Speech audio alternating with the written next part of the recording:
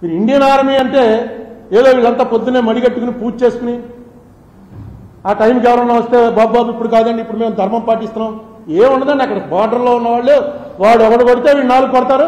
కొట్టేంత సమర్థత ఈ దేశానికి ఉంది.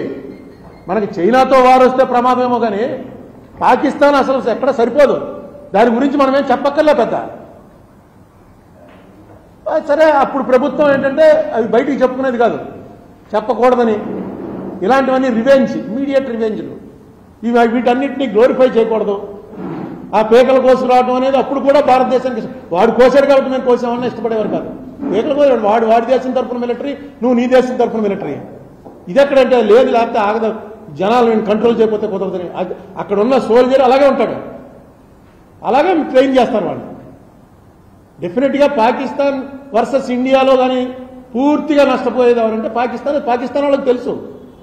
ఆల్రెడీ బోల్డ్ని చూస్తూ ఉంటాను, ఖాళీగా ముసలాన్ని అయిపోయి ఖాళీగా ఉన్నాను చూసుకుంటాను. బోల్డ్ని పాకిస్తాన్ డిబేట్లు చూస్తున్నాం.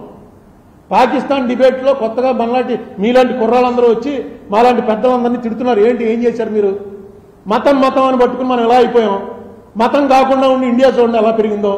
మొన్నటికి మొన్న 40 ఏళ్ల క్రితం 50 ఏళ్ల క్రితం మతం వదిలేసింది బంగ్లాదేశ్ పాకిస్తాన్ ఇండియా రెండింటినీ మించిపోతుంది.